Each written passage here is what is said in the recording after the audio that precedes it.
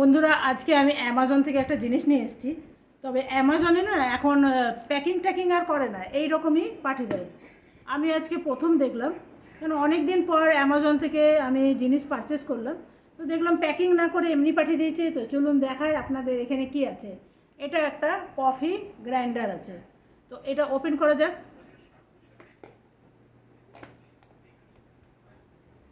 একদিকে ভালোই হয় না, ওইসব প্রোডাক্টটা একদম চোখে দেখা যায়। একটা ছোট্ট দিয়েছে চামচ, এটা হলো তার। এরপরে ঋষি আপনাকে খুলে দেখাচ্ছে।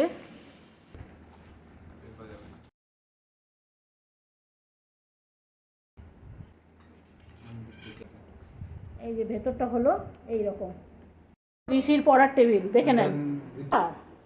তারটা দেখুন কত ছোট। লাইটটা জ্বলে না।